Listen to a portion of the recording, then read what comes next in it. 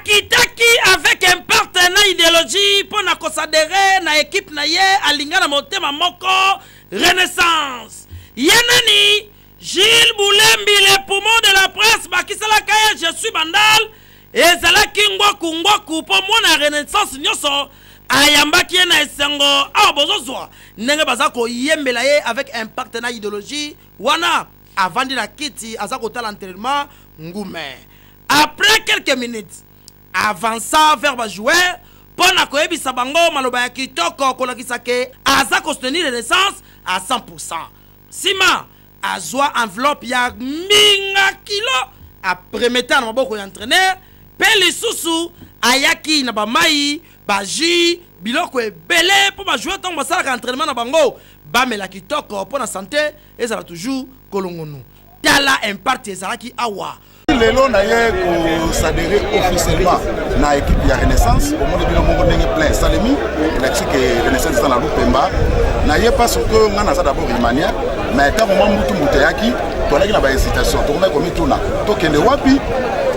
to supporter équipe ni na personnellement na moi supporter Léopard mais totali évolution à Renaissance to monique Renaissance ezongisi coup ya football na Kinshasa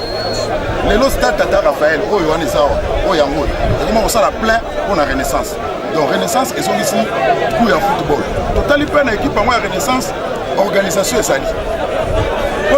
au départ d'où elle est-ce qu'elle fait que mukuna dera simba ba seka après kamba Renaissance est-ce que religion na balé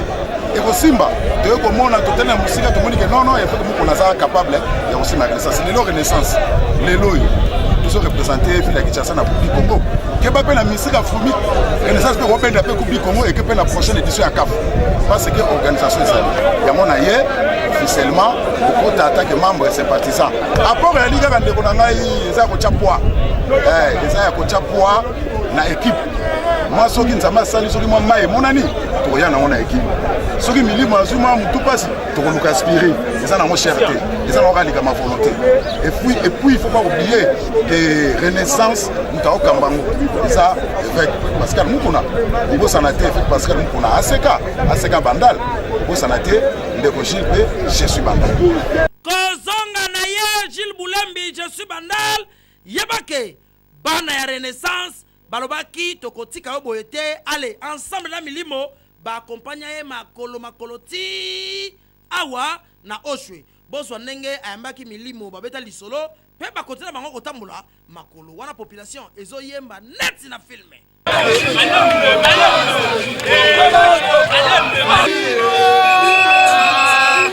mwana meme omoni